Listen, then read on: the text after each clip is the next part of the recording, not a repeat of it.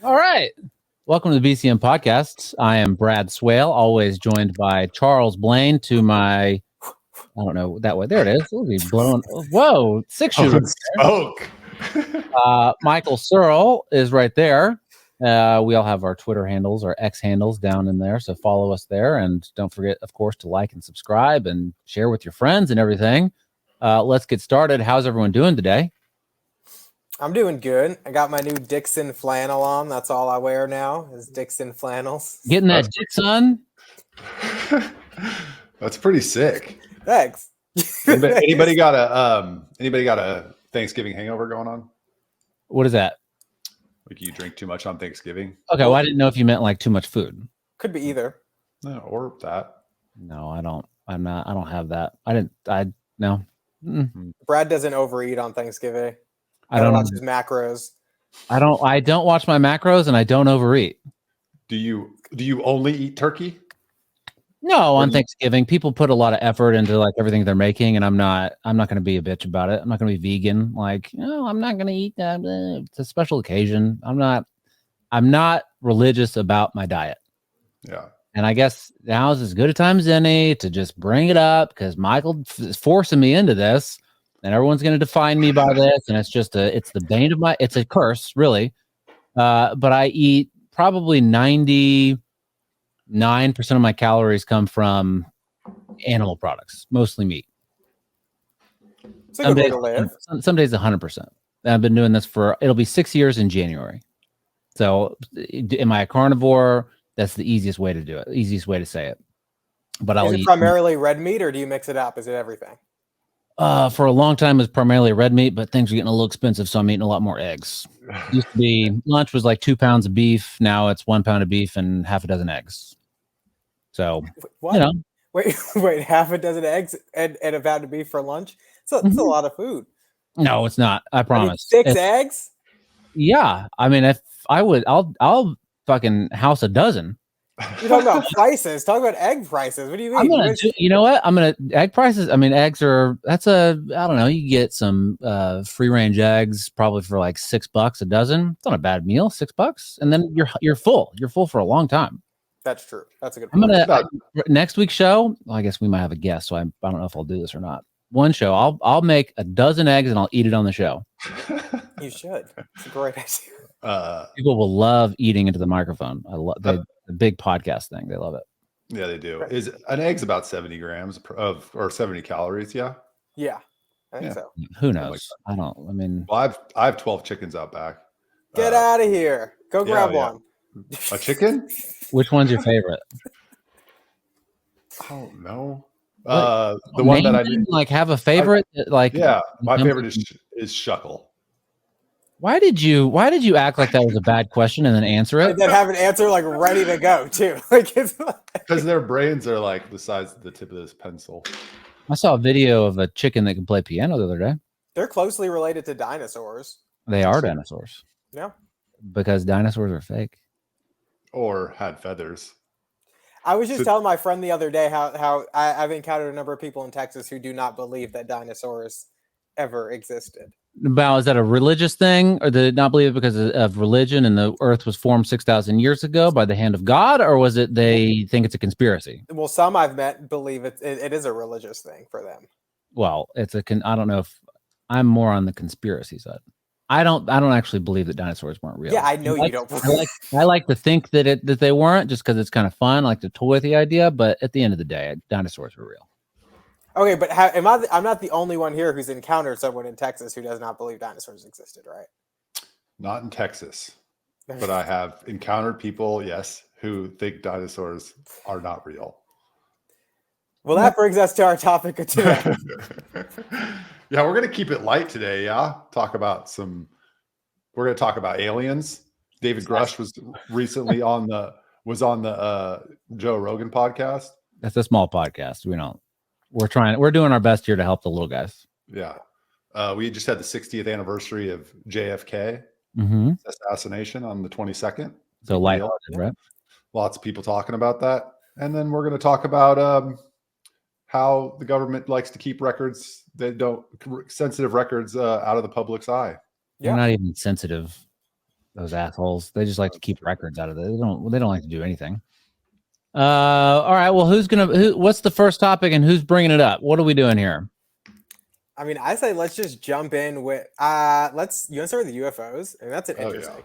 Oh my God, Michael's antenna just shot up. He's like, yeah, let's do it. Yeah, Michael, if you're wearing sweatpants, you might want to change. Should we start with sweatpants? Should we start with the Rogan video? Yeah. All right. I'm going to bring it back to these actual entities. Yeah. Do we know, or we have an understanding of how many of them we're talking about and the variety of them? Well, yeah, there is a variety, and we have a certain number of different things. But the total numbers of what's interacting with us on Earth, I mean, nobody knows that. And I mean, but there's an understanding of some that they do believe are interacting with us, and there's a variety in terms of there's variables. Yeah, I talked to people who are familiar with the biological analysis and everything. So we have some idea, not a complete picture, because it's you're looking at it, it's well, I don't even understand the physiology at all. It's what the heck? It's way different, right? So we have at least a description of this physiology. Yeah, no, I was in the room. Okay, interesting. So he didn't go into it in that one because that was from The Hill, and then they cut it and started talking. Yeah. But to set people up for this, I mean, that guy, Michael knows more about him than I do. His name's David Grush. He's an Air Force officer and former intelligence officer. So he's a legitimate person. And he testified before Congress, I think back in June, when they had the congressional hearings over UFOs. And there's been a lot of coverage of that ever since. And then I remember shortly after that, you guys remember Mexico came out and said that they had these aliens. Yeah. And distracted from all the great conversation we're having. But this is a legitimate guy, and he's saying that he has personally witnessed this stuff, and others are coming forward too. Yeah. So Grush, a little more color to that. Grush was tasked with as part of legislation, he was tasked with investigating all the UFO programs in the government. So he started going around talking. This is his story, right? So he started going around talking to people in these programs and trying to find out what they knew. And what he says on Rogan's podcast is he's just what I found out, I can't believe we're not telling the public this. So he became a whistleblower. And the three main claims that he makes, although not substantiated with physical evidence at this point, are UFOs are here. We've got bodies, and we've been doing this for a really long time. What's his body? What's his body count? I don't know. At least 2, because he's been married twice. You think? I mean, that would be. What if they're? Well, I won't even. This is a profession. No, probably not. Okay, I have a question because I don't know if have been the most skeptical over the. I mean, I'm definitely all bought in on this now. But I was probably very skeptical for a number of years up until about 6 months ago. Well, hold on. How long have we been doing the show? 5 weeks? Yes. That's when it started 5 weeks ago. I was downhill ever since. But Neil deGrasse Tyson, this is one of the reasons I was skeptical of it, because I saw a clip of him once where they asked if aliens existed, and he was like, well, if aliens existed, given that every single person today is walking around with a cell phone, there's surveillance cameras every single place you go, wouldn't we have more footage of them, and wouldn't we have better footage of them? And so I was like, yeah, he's kind of right. And then as time has gone on and I've seen more of the conversation about it and read more stuff, I don't necessarily agree with him. But what do you guys think about that specific statement? I mean, anything Ross Tyson says is he's an asshole. He doesn't know what he's talking about. Well, that's fair. I mean, I would say that's a fine theory to, all right, I get it. I understand the logic behind it, but certainly we're talking about there's Michael knows his name, the Air Force pilot, that the little white pills. David Fravor and the Tic Tacs. Yeah, the Tic Tacs. There we go. So out in the Pacific or whatever, they're doing a test mission or whatever. It's nothing. They're just flying planes, having, as boys are wont to do. And they come in contact with this little white Tic Tac type aerial craft. And these things are, shooting into the sky at tremendous speeds, going down underwater at tremendous speeds, like making turns, stuff that we would think by the rules of physics that we know of that would be impossible, right? So the point is, as uneloquently as I put it, they have crazy technology, right? So why wouldn't they also have crazy technology to say, like, we know these dumb apes have phones and cameras, like, let's just develop some sort of something that so they can't take pictures of us on a regular basis, right? Okay. Fair. I can see that. Yeah, wouldn't have said it. Yeah, I mean, you can always say, well, we need more evidence, but we have the evidence we have. And I think, in my mind, but I've been down this rabbit hole for 10 years or so. In my mind, it's beyond a reasonable doubt, if you will. Like, have you guys seen the documentary about Brazil, Varginha? It's about this. But I know about it. I told you guys about it. It's about this craft that crashed.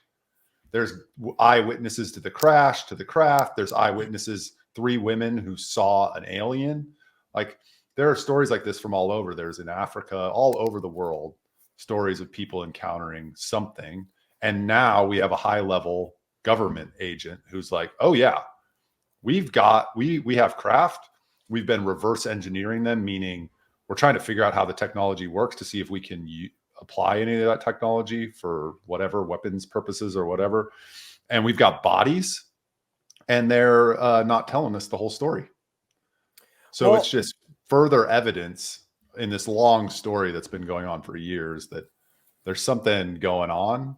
And I don't know what it is, but it seems to be credible. Well, and to your point about Brazil, I mean, we talked about this off the show before, but in Aurora, Texas, there was an issue, and a UFO sighting. It was April 17th, 1897. It crashed in Aurora, Texas on a farm. The wreckage of the site was dumped into a nearby well located under a damaged windmill. And then someone dug up a grave and buried the alien there. Dallas Morning News reported on it at the time. The owner of the property cleared out the debris, put the debris in a water source, and then later got arthritis and started attributing that to this debris. And then years later, they tried to excavate the grave, and for whatever reason, they couldn't do it. But what's interesting is when you look at all of the sightings or reported sightings over the years, I mean, going back even before 1897, you have civilizations across the world who've all reported seeing the same things. Like, they're just like, and they always look the same too. And you just have so many of them from people who are unrelated and unconnected. And, even like the Twilight Zone, I love the Twilight Zone. I think it's a great show. And whenever they talk about UFOs, it's the same, like, it's always the same thing. And so it's kind of hard to believe that people aren't seeing something if everyone's reporting the same thing in history. And even today, when people talk about it today. Yeah. So my question is, because there are so many examples. The 1933 Italy, this craft came out of the sky. You can look it up. It's all public record. Came out of the sky, crashed. It was like a drone. There's nothing in it. The Nazis came down, got the craft, started reverse engineering this. This is like public knowledge. Mussolini shared it with Hitler. Then there's Roswell. Obviously, that's a great story. Just happening. There's so many of these stories. The bigger question to me is like, okay, we've established that something is going on. What is it? That's where I am in the process. Like, I've already convinced that this is happening. The question is, so 2 questions to me. One, what is it? Is it aliens from another outer space? Is it some sort of extra dimensional or interdimensional being? Is it spirits? I don't know what the heck it is. That's the first thing. Second is, what is its history with humans? Did they create us? One of my favorite theories. Did they create us? And then third, why are they hiding it? Why are they hiding that they created us? No, why is the government hiding the information about this? Like, what do they think is going to happen? Wouldn't upturn religion? It would, if they created us. Well, that would be a tremendous shock to civilization, don't you think? Isn't that the argument, that if they release this information and everything you said is true, then the government they release this information. Hey, actually, there are aliens and they created us. I'm pretty sure there'd be, I don't know, how many religious people are in the world. I think the Buddhists would probably be fine. They'd be okay. But it's the Muslims, the Jews, and the Christians would probably all throw a shit fit. So you think they're largely covering up because of religion and what the disarray that would throw people in? Do you think that's largely why they're doing it? I would imagine. Well, there's probably also military issues at hand, right? If they're back engineering some of this stuff, and they are, and they have, this is where a lot of our technology is, then, what we see now, what's public information is going to be, about 30, 40, 50 years behind what they actually have. Right. So, they might have those Tic Tacs, maybe they're the U.S., maybe they belong to the U.S. military, but they don't want Russia to know that. Because if Russia knows, if they find out, I don't know, I feel like Russia would sort of lay down their arms. All right, you guys win. Like, we don't want to fuck with you anymore. But I think that there's the military reason too. But presumably, like going back to the point we were saying before about it just happening all over the world. I mean, even back in like I don't know if it's hieroglyphics, but ancient texts, they talk about it. So every nation, or most nations, most large nations, have had some sort of sighting of something. So if we found it and we know what it is, other people probably do too. So is there a mass coordinated effort to not tell people then among nations? Because that's what it would have to be. Well, Grush says specifically, we're not the only government that has programs like this. And he implicates, although in that podcast, I don't think he says directly, but he implicates Russia and China obviously have similar programs. And to the historic nature, one of the things Bob Lazar said, you guys know who Bob Lazar is, right? He's the guy that in the Bobby Laser. Yeah. Said he worked at Area 51 and he was working on the reverse engineering programs. And there was a documentary about him. One of the things he said that Grush kind of confirms in his allegations is Bob Lazar says he was told that one of these crafts was found as part of an archaeological dig. So they're like digging up old buildings or whatever, or bones, and they find a freaking UFO. So they go back. If that's true, they go back that far. And to the religious question, if they're going to conceal it, would it upend religion if they just merely existed, meaning UFOs are out there? Would that upend religion? Or does it only upend religion if they are, we're going way, very far in speculating, but that Sitchin was right when he said that 400,000 years ago, aliens came down and they spliced their DNA with already evolving primates to make the human race. That would upend religion. Sitchin? Zachariah Sitchin wrote a book. I think it's called The 12th Planet. He reinterpreted the Sumerian tablets. So the oldest historical record or written record that we have on the planet. There are a bunch of tablets out of Sumer. And he said the archaeological interpretation is wrong. I reinterpreted them. There's this story of aliens coming down, splicing our DNA with primates, creating the human race. And the kings that they talk about are actually aliens. There's a whole website dedicated to why that's wrong called sitchiniswrong.com. But he has his book, The 12th Planet, and it's a fascinating He must have really theory. pissed somebody off to go create a whole website. Like if somebody created a website called charlesblainiswrong.com, like I would not be happy. Is now a good time to tell him, Michael? What? Is now a good time to tell him? Yes, we're working on it. It's already under construction. No, this is interesting though. And it's funny because Michael, so my friend Zane has this, he's very much into this stuff too and knows way more about it than I ever will. And I feel like both of you are like sitting there late at night with like a magnifying glass, like pouring through documents, like compiling this evidence. But it's interesting. I mean, if it goes back to those tablets too, it goes back to the point that this has been going on for a very long time among uncoordinated nations, because back then, obviously, there's just no real way for them to pass along information across the world in that way. And so if everybody's seeing the same thing, it's got to exist. I guess my hard time, and I believe it, I guess that the hurdle I'm having a hard time jumping over is the amount of people that it takes to be quiet about something like this so that it doesn't come out, not just in the United States, but across nations, it's vast. And I guess people are coming out because now we have people testifying about it in front of congressional hearings. But what does it take for people to believe it? Is it having to see something? Like, do I have to see it myself? Does an alien have to come down and, like, I don't know, break into Channel 13 News and tell us they exist? Like, what is it going to take? I bet. Well, I guess if we all believe it, we can't answer that question. I mean, it seems like it doesn't. Some people will probably need that, right? Seeing is believing or whatever, but not everybody. I mean, Michael is a prime example of someone that doesn't need to see anything, and he believes everything. Well, we've got Edgar Mitchell, sixth man to walk on the moon, said he's seen him. He was prior to his death, he was part of the disclosure movement, the broader movement. The sixth man to walk on the moon? Yeah. Who cares? We haven't even had the first man to walk on the moon yet. What do you mean sixth? Yeah. True. Well, that's a whole other conspiracy. But so you have him, you have former presidents, Jimmy Carter being one. So I think if you take it back, one of the greatest things I've ever heard in the conspiracy world is Eric Weinstein said, if you take it back to first principles, in order for a conspiracy to exist, you have to first make this conspiracy seem crazy, so that anybody that encounters the information is like, oh, that shit's crazy. I don't believe that stuff. So in the face of Edgar Mitchell, Jimmy Carter, all this evidence, people are like, oh, that shit's crazy. I don't believe that. So they establish that it's crazy first. And then as the evidence comes out, people just dismiss it.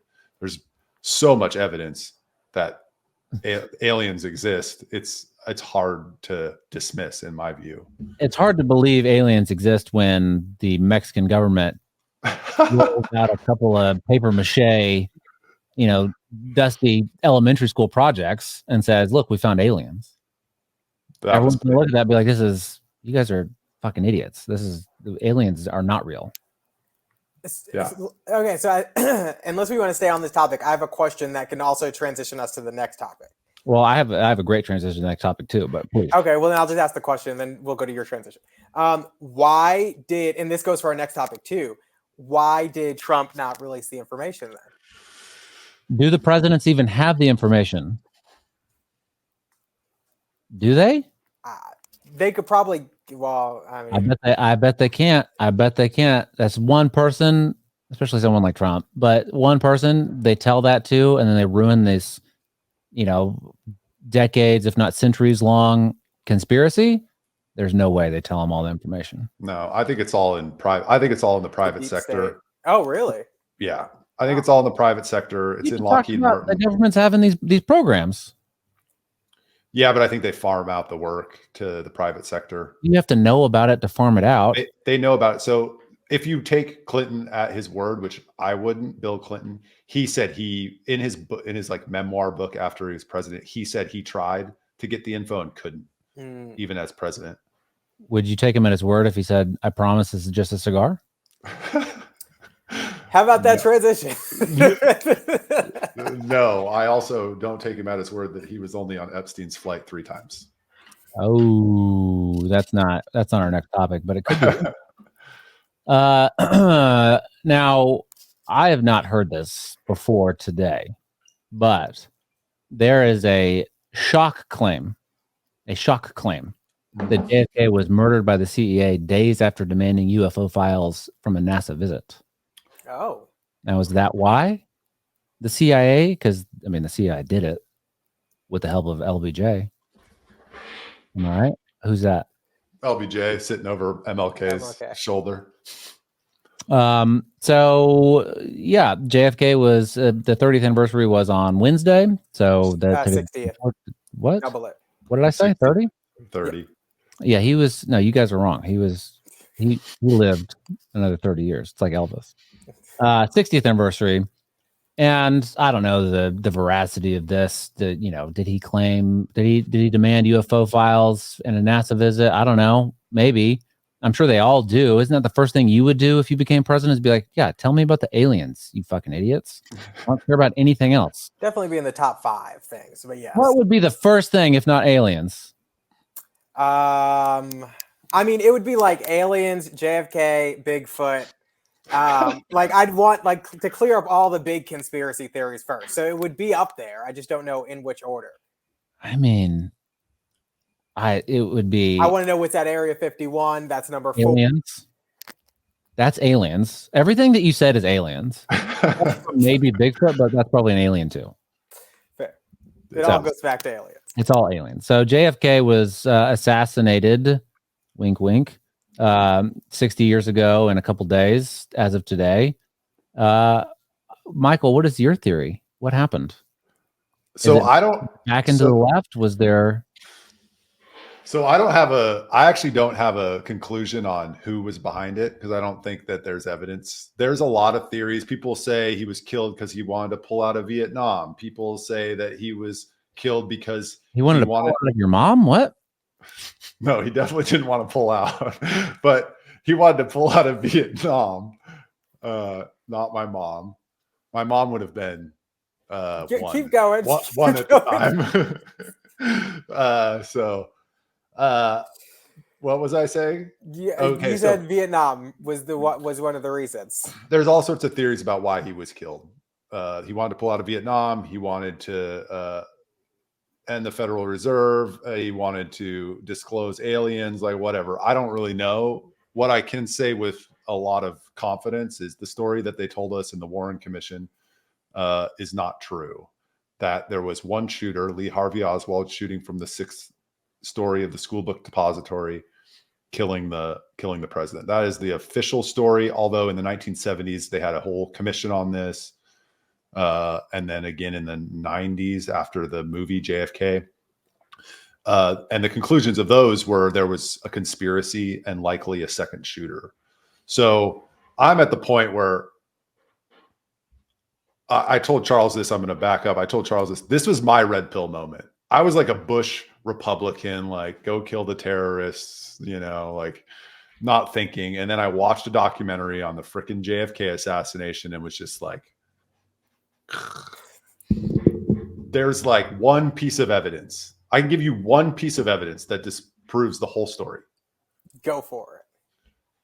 The 2 doctors that operated on Kennedy at Parkland. He comes in, he's dead. They're operating on him, trying to revive him. If he comes in dead, what are they doing operating on him? Well, he's the president. They have to do everything. They tried to revive him, but he comes in. The 2 doctors, there's 2 of them.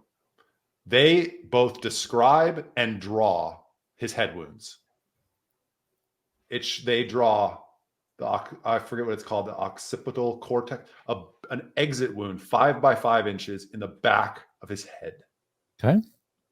Okay. This is what the doctors, they draw them. We have drawings of them. The autopsy photos, which are released later, show a tiny entrance wound in the back of his head. So there's only 2 conclusions. One, the doctors are misremembering the wound, both of them, and drawing it incorrectly, or the photos were doctored. I think it's more likely the photos were doctored. And if the photos were doctored, that means people in the government doctored them. We have a conspiracy to kill the president and then to cover up the truth. Well, and to your point about the wounds, I mean, there's so much other information that was, I know there was a conversation about the way that they described the brain matter, or what was left of his brain and what it looked like. And then after the final reports came out, it was a completely different description of it. There were apparently slides that were kind of dissections of the brain that were taking to look under microscopes that went missing. There's all this other stuff. And for people because I think there's a lot of people who don't believe that, whichever side you fall on this, there are people who don't believe it could possibly happen. But like, there are like a lot of cover up. Like this is a thing that we do as a nation. Like we often cover things up. We, between the 30s and the 70s, we had the Tuskegee experiment where we, said we were treating 400 people for syphilis and we were not. We had their cover up surrounding Vietnam and getting us into that war. Operation Northwoods to try to get us into the Cuban, to get to war with Cuba. So we do these things very often. And so it's not outside of the realm of possibility that this could be a thing. And based on a lot of the information not lining up, I mean, it certainly sounds questionable. And I'm going to play a clip that we have from Fox News and MSNBC because they both talked about this issue. Before you play that clip, Charles, weren't you just saying with the aliens that it would take like there's this wide network conspiracy of like everyone hiding this, and so like that's a reason not to believe it. Right. But then you list all of these conspiracies where they did. Well, here's the thing. I was playing devil's advocate because I definitely believe in aliens. But two, the reason that I think it's a little harder to hold that conspiracy is because now you're bringing in many nations, all of which have competing interests. And so you have to get them all on the same page. I think for the American government, it's easy to get those folks on the same page because of one reason or another. But Santa Claus, that's a conspiracy held by. You're gonna play that clip now. People. Oh, it should be playing. 1 second. Empirical answer about whether or not it was a conspiracy. It was definitely a conspiracy. There's no question about that. Who actually shot? We name them in the podcast. We say the positions they were in. We have a good guess as to who they were based on all the research. Paul Landis says he found a bullet lodged into the seat of JFK's limo after he was shot. He then grabbed it to thwart souvenir hunters. After that, Landis says he placed the bullet next to Kennedy on the president's stretcher at the hospital. Now, this would contradict the Warren Commission, which said the bullet struck the president from behind. The Warren Commission says that there were only 3 bullets fired from the 6th floor. This creates an extra bullet, and it strongly indicates that there is a second assassin. Even RFK Jr. was on our couch where talking about his uncle's assassination. He's got huge questions. Even RFK Jr. has questions. Oh yeah, he does for sure. I mean, that whole family is like, I'm surprised he hasn't been assassinated yet. Wow. God forbid something happens. This podcast is going to get put into some evidence or something like that. I didn't say that I want him to. No, I know. I'm part kidding. Of the conspiracy of hidden backroom individuals talking about killing RFK Jr. I'm not a part of that. Gosh darn. Just in case the CIA is listening, none of us are. Well, this guy. I love RFK. Yeah, I know. I'm not. We don't want harm to come to anybody. So Rob Reiner, I find it's interesting that Rob Reiner, isn't he like a major like Trump derangement syndrome, like total nut job, right? Yeah. And he all the lies. Love or hate Trump, I don't care. I'm not like a giant fan, but I also don't believe all the bullshit that's been said about him. And Rob Reiner just takes this. And he's not the only example, but he takes all of that the government says and that the media says, and he just runs with it, and all of it's true, right? That's what he does. Correct? Yeah. Okay. But he thinks that the government killed JFK, right? So how can you hold those two thoughts in your head at the same time? How can you hold the thought that, yeah, the government is totally in on this? They killed a fucking president. And I'm going to start a whole podcast about it. I'm going to name names, all of it. Oh, but when they also tell me that there's, all the other bullshit, I'm going to believe that. I'm just going to swallow it. How is that possible? I don't know. But I mean, I think you're just choosing to ignore other things and acknowledge other. I mean, at that point, it's personal interest, I think. Yeah, because how can you believe? I mean, it's like the same thing with a lot of like black people today who distrust government. Why do you distrust government? Because look at the things government has done. But then you also have many black people today who, as part of the Democratic Party, are very supportive of expansion of government, and they ignore the things of the past because of today. So I think it's just kind of selective what you choose to believe and acknowledge and what you choose not to believe. I mean, you call it a first principle, if you will, but the best thing to do is just to always assume the government is lying to you. Yes. Always. 100%. I do that. I forget the phenomenon or whatever, but like when you're reading the newspaper and you come across an article where you actually have some expertise in the subject matter, like you can spot all the lies and everything that's in there. And you say, well, that's not quite true. And whatever. And then you go on to the next article that's about something that you don't have any expertise in. And you just believe it, hook, line, and sinker. When you should just assume that you start from the principle that everything is wrong and they're probably lying. That's fair. I mean, Is that not a great way to live? Oh, that's how I live. But I would assume Rob Reiner is trying to make money and get attention, like make money. But also, I would think it's 70-something% of Americans probably believe JFK was killed as part of it. We're like not in the minority here. The whole story has fallen apart over the decades. That the story they told us. So I wouldn't be surprised. But yeah, the level of cognitive dissonance that exists within individuals in the political sphere is shocking at times. Well, and the other thing that's interesting about this, and I only found this out in preparation for this conversation, is that his brain is missing. Like, and it's been missing, and we don't talk about that enough. Like a president's brain, a president who's been assassinated, whose brain should be in the National Archives or somewhere stored, is missing, and like we're just okay with that. Like, it's kind of crazy. And it's really nuts to me. And so I don't think they've given a legitimate explanation as to why. One of the things I did read said that in the course of moving it around, they put it in kind of this liquid to preserve it, put it in a container, put it in a larger box with some of the other things from that day. His personal moving houses? Huh? They're moving houses? They, for whatever reason, and what I read, the personal secretary was giving it to the family, and then the family was going to give it back to the National Archives. And when they returned it to the National Archives, the one thing missing was the brain. And I don't know. And the slides of that they dissected to look at the brain too. And also the other thing that oh, I can tell you where the brain is. Where? On the fucking highway. They weren't on a highway. Yeah. Oh, excuse me. Sorry, it was on a road. Yeah, I mean, well, the brain. Like that was some sort of like a bridge too far. Don't say that. His brain was actually all over his wife, Jackie Kennedy. She describes in the interviews afterwards that his brain was like on her. And she picked. I think she also picked pieces up too, right? Yeah. And her dress is also not in the archives. They have that privately stored, and I think the family, there's some sort of agreement where the family says it can't be taken out of storage for like 100 years or something like that. It's there's a lot of weird stuff surrounding this. Yeah, well, theoretically, the brain would show the path of the bullet, so that might be part of the reason it's missing.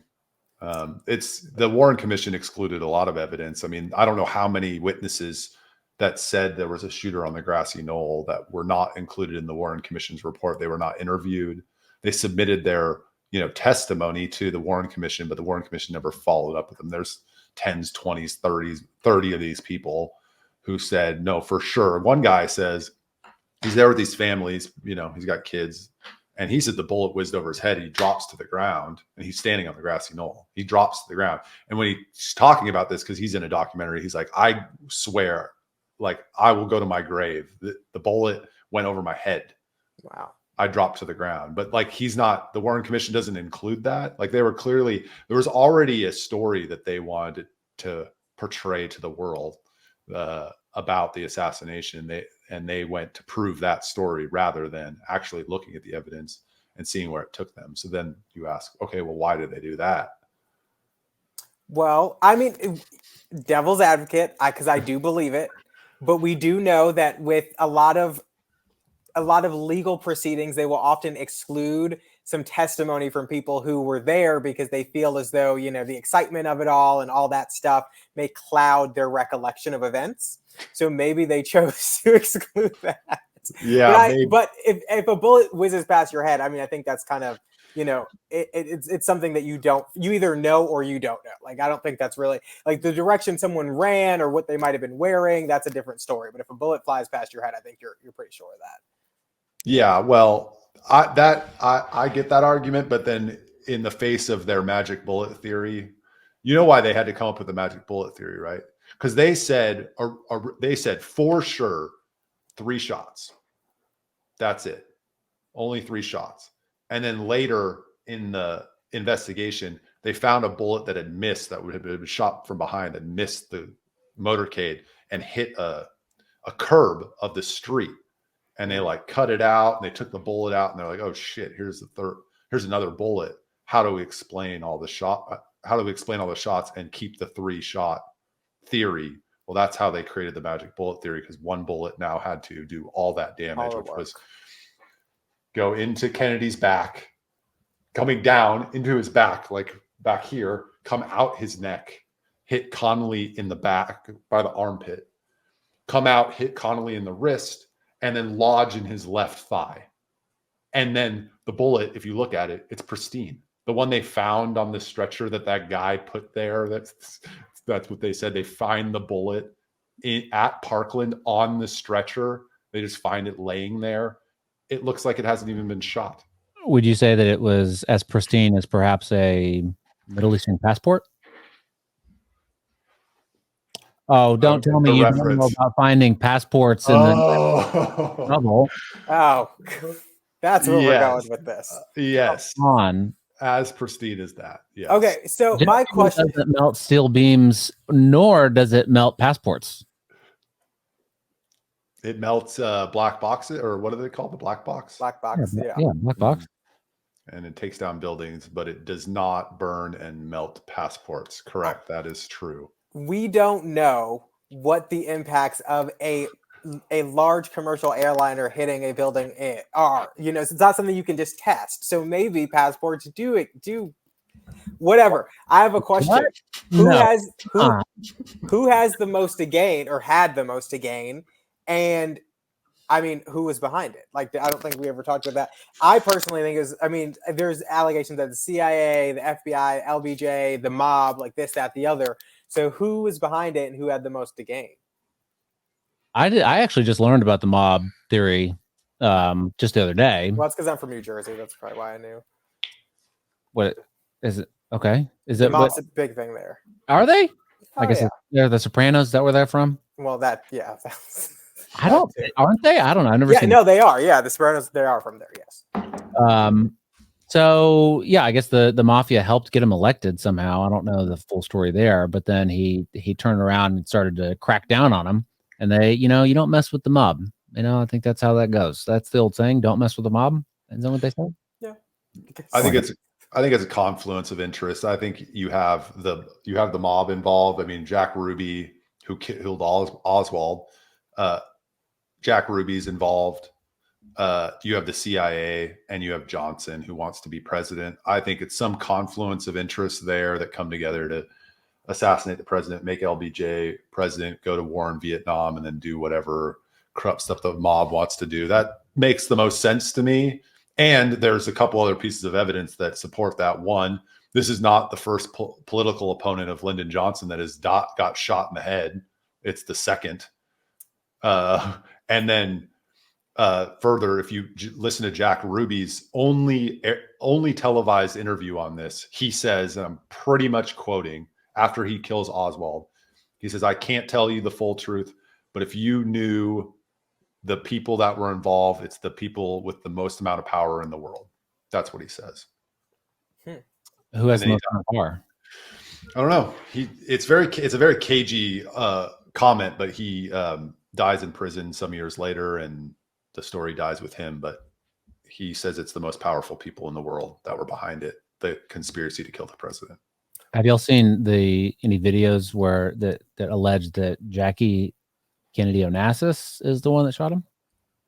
That shot him? Mm-hmm. I've seen the theory that Like the driver actually shot him? Yeah. Yes. No, I didn't. She had a handgun, and the video. I mean, I don't believe this, but it's an interesting video to watch because it kind of does look like there's something in her hand, and she's like he's kind of there, and then something happens, and then all of a sudden he goes back. So there is the theory that it's the driver. And if you watch the video, it's so grainy. It kind of looks like he turns around and goes like this, but I think it was Oswald shooting possibly, and then at least one other guy on the grassy knoll behind the fence. You think Leah Harvey Oswald did it? He could have been involved. Yeah, sure. Somebody was shooting from the school book depository. There's one woman who testifies to the Warren Commission, and they ignore her testimony too, that says she saw Oswald eating lunch on the second floor during the shooting. So some people who want to exonerate him point to that as evidence that he didn't shoot, but I mean, I think it's pretty clear that he was some sort of agent of the CIA, and he could have been shooting. Sure. I saw something where it was looking at, I guess it was, so after he died, I guess Jackie flew back and they swore in LBJ on the plane or something like that.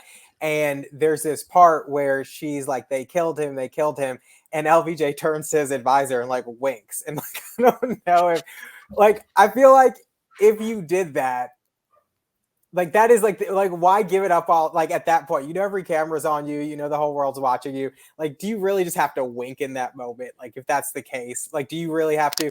So I don't know. I'd probably wink. I'd probably do that. Can't wait till later. I just, you know, some of the things, like just using this podcast as an example, like I think I would probably be the guy that's like, yeah, yep. Yeah, that's in line with, there's testimony from the coroner who they've had at Parkland Hospital that as they're putting Kennedy's body into the box to send it to, they sent it to Bethesda, I think, in Maryland. She's over the box and she's saying, quote, "They've killed my husband. They've killed my husband." The coroner describes it as the saddest thing he's ever seen in his life. But if she's saying, both on the plane and over the box, "They've killed my husband," who is she? She's certainly not implying Lee Harvey Oswald as they. Right? I mean, and I think there was probably threats that came before that. I think they were aware that there was some sort of concerted effort, whether, I don't know if he believed it was, you know, his vice president, but there was some sort of concerted effort to go after his life. And so, I mean, listen, if she thought he did it though, why are you standing next to him in the plane, like saving face? Like at that point, I'd be in front of the news being like, it was him. Don't swear him in. I don't know. Yeah, why wouldn't she do that? That's a good question, actually. I mean, maybe is it enough that, well, you're going to die too now if you do that, right? Or maybe I don't know. I mean, maybe they got young kids. Like maybe she was MK Ultra'd. Yet another conspiracy theory that's true that they covered up. Correct. All these true conspiracies, but nope. There can't be that many people in on it. Well, and the reason that these true conspiracies come out later and that we don't know about them is because they're really good at hiding public records, unfortunately. They are fantastic at it. You're so professional. Look at that. I am. Which is our next topic, which is how well the government is at hiding public records. And I think here's the thing. I mean, it goes back to the point about Trump or any president. Had they released this information, we would know. Maybe they didn't know the information, all that. But the reason people don't know information is because the government hides public records, despite having a Freedom of Information Act on the federal level, Texas Public Information Act on our state level, and other states have their own versions of it. But yet neither one of those laws actually like release good information that we really want to get to the bottom of. I struggle with the Texas Public Information Act all the time. I know you do, Brad. What are your thoughts on it? On the Texas Public Information Act? Yeah. Or public information as a whole and how easy it is as a citizen to obtain. It doesn't exist. Fair. I agree. I mean, it's so stupid. It's the dumbest thing in the world. Oh my God. Fuck this. You know, I hate it so much. I think the ideal situation, the right and moral and ethical thing to do, they're doing all of this in our name and with our money, and the technology exists. Every publicly eligible information document, that didn't roll off the tongue very well. Every document that's eligible for Public Information Act requests, PIRs or whatever, should automatically be available in a searchable database for free. Like maybe there's a slight time delay, like a few days or a week or something like that to get it uploaded or something, but there's no way that's the right thing to do. Why do we have to sort of, we have to sign up? It's not the same in every single jurisdiction, but you have to make an account and you have to pick the department or the council member or the mayor or the governor or the right office, basically. Mm-hmm. And maybe you get the right office, maybe you don't. You think you're getting the right office, or you don't even know which office to request. I don't know. Which one do I do? And then you have to word it in such a way that they that they'll give you what you're looking for. And if you're too broad with your timeline or your request, your verbiage, they're going to send you an email in about a week and say, hey, there's a voluminous amount of information that you're requesting. Would you like to narrow it down? Well, I don't fucking know. Do I want to narrow it down? How much is it going to cost if I don't? $10,000 or something crazy. Oh, okay. Yeah, I want to narrow it down. I requested some documents from Kirk Watson because he appointed Paige Ellis, District 8 Councilwoman, appointed her husband to the Ethics Committee. And I requested, all right, can you just like a narrow timeline, because I have a little experience with this, so I knew what to do, kind of. Just give me all of the communication on this one subject between these people. And they came back and said, well, some of this contains attorney-client privilege. The fuck are you talking about? Can you be, at the very, if you're going to pull that shit, like, give me a little bit more information. Who's the attorney and who's the client? All right, because then I can at least narrow it down more and say, okay, well, is Kirk Watson the client? Okay, well, who's the attorney? All right, well, then don't, whatever. Like, it would have been really helpful if they did that, but instead they did that, and I got fuck all. Yeah, I mean, I agree. I think there's so many problems. I mean, you request the wrong department because you want something, that could fall under a number of different departments. They don't come back and be like, oh, it's not here, you should go request this. There's like no responsive information. It's like, all right, so let me go check every 30 other department you have. Then you request like slightly the wrong information, but they know what you're looking for anyway. There's no like, hey, maybe this is what you were looking for, like, let's help you out. No, it's just there's no responsive information. And then there's really no enforcement of elected officials, public officials as a whole, bypassing the law by using WhatsApp, Signal, other encrypted messaging services. There's nothing. I mean, because we have our county judge who uses WhatsApp and Signal, and it's come out numerous times and nothing happens to it. So you can't get information as to what they're even talking about half the time. And when you do finally get the right department and you get the right request for information and they know that you're on the money, they send it to the Attorney General's office to try to say that this is, exempt from the public records law. And at least from my experience, more often than not, the AG's office sides with the local government and says, yeah, you don't have to release it. And then I'm screwed. I have one where they actually sided with me about 1.5 years, 2 years ago. It was a record from the Houston Police Department. They sided with me. I paid the HPD the money to get this record, and I'm still waiting for it. And I filed a complaint with the AG's office about 1 year ago saying that I paid for it and they didn't turn it over. The AG's office sent like a letter saying, well, we don't have a lot of people, so we're going to try to look into it, but it might take some time. Never heard anything. Never. Like, I pretty much got robbed by the city of Houston. And so the law just does not mean anything at this point. It's really frustrating. And the only information you seem to get is kind of like rather innocuous. And so, yeah, I'm equally as frustrated. Yeah, it seems to me on the broad scale, the FOIA, Freedom of Information Act, and Public Information Act are give us the illusion of transparency,